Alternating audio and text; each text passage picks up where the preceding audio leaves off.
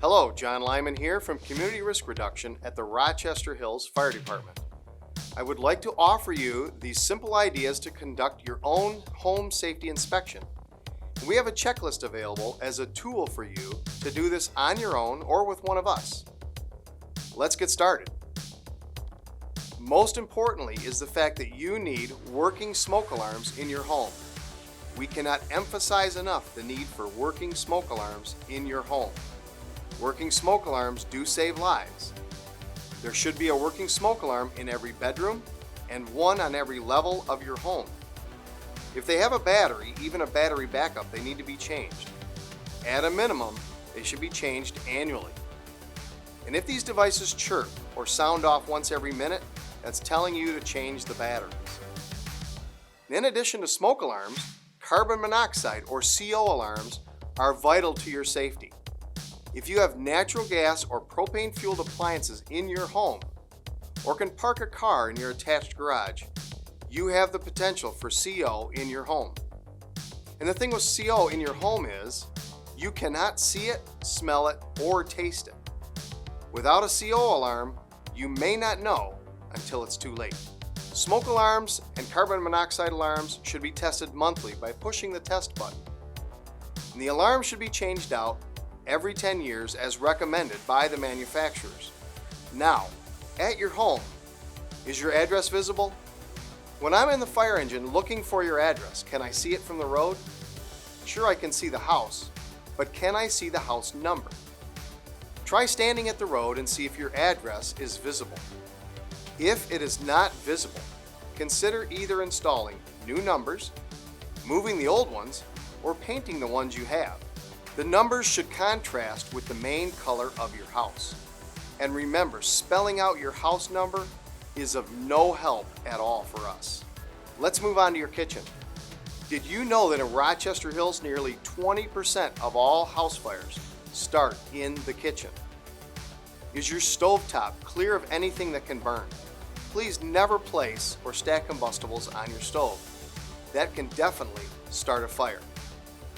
Is your stovetop clean? Wipe up grease and cooking oil right away, as those can ignite if they're heated up to the higher temperatures. And how about inside your oven? Oil and grease in the oven, just like in a pan, can create an oven fire. And please do not place any combustibles inside the oven. We've seen boxes, yes, boxes of cereal or other food products stored in the oven as well. That is a recipe for an oven fire. And how about the stove hood or fan? Have you changed the filters lately? Are they greasy? Some of those filters you can wash in your dishwasher, but if they're really dirty, throw them in the trash and purchase new ones. Remember to unplug kitchen appliances when not in use, like your coffee maker or a toaster. Do you have a fire extinguisher in or near the kitchen? For your safety, you really should. Check the gauge on it periodically, making sure the needle is in the green zone. And manufacturers recommend changing them out every 10 years.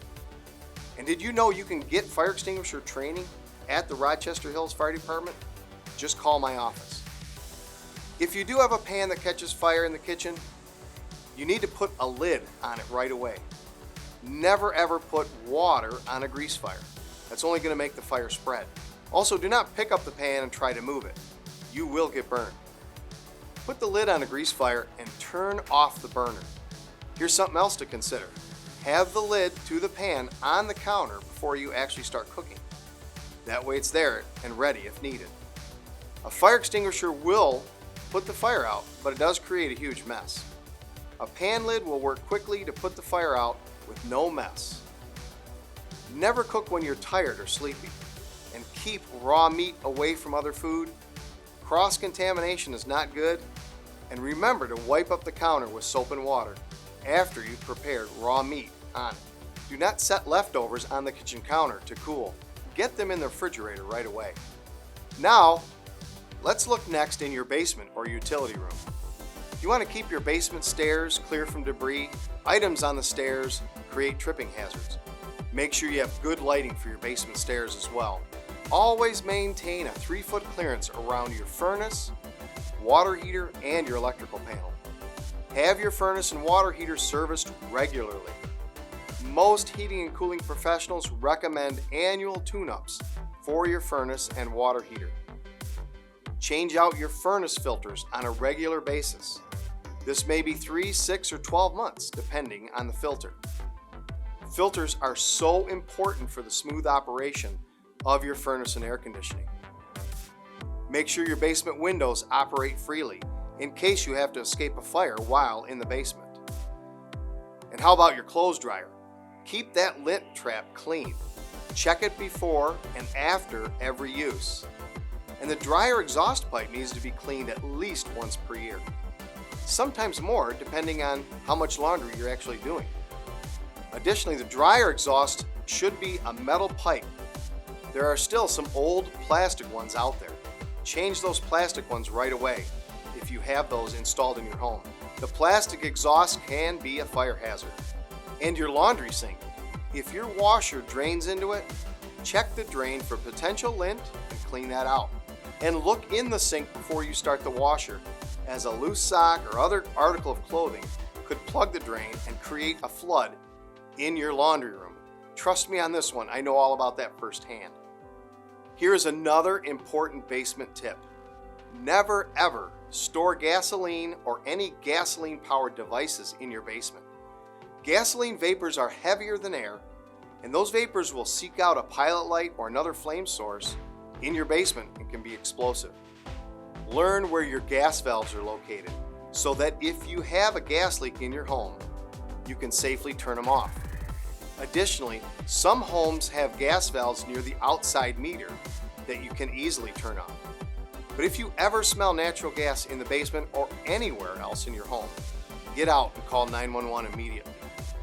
Let's discuss your wood-burning fireplace.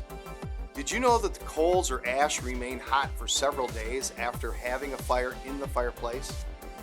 When you do clean your fireplace out, put the ash in a metal can only, never in a plastic or paper bag. When you have a fire in the fireplace, make sure you have a spark screen in place in front of the fire to keep the sparks from flying into your living space. And how about the fireplace chimney? When was the last time you had yours cleaned and inspected by a professional? Many home fires start in fireplace chimneys. These types of fires are so very dangerous. The fire will travel in hidden void spaces and may not be detected for a couple hours after they've started. We've seen homes destroyed and lives affected from chimney fires. The professionals recommend your chimney be cleaned and inspected at least once per year. Your garage can be another source for a house fire. Gasoline and other flammable liquids should be stored in a shed if available. If a shed's not an option, store gasoline in a metal cabinet and away from any flame source. Keep the vent cap closed until you're actually using the gas can. Oily rags or rags used for staining wood can be another fire safety issue in your garage. Those rags need to be placed in a metal can, like a paint can. Fill the can with water and tightly seal the can with a lid. It's never a good idea to start your car and leave it running in your garage. Carbon monoxide can build up quickly and enter your home. And how about extension cords? Do you have them where someone could trip over them? They should never be under a rug, and please do not overload these cords with too many devices. That can start a fire. Watch those power strips. They should not be overloaded either. And power strips are not immune from causing fires. Barbecue grilling. If you're grilling too close to your house, it could be a real problem. It may or may not start an actual fire, but it could melt the siding on your home. But again, we've seen residents grilling dinner and their home catches on fire. If you're cooking on a propane gas-fired grill and the fire gets out of control, if it's safe for you to do so, close the lid, quickly turning the burners off and the propane cylinder if possible. By the way, I like my steak medium. And remember, if you live in an apartment, you cannot grill out on your balcony. That's a violation of city ordinance. Smoking is the #1 cause of fatal fires in the state of Michigan. If you smoke, never smoke in bed. Empty ashtrays into metal cans.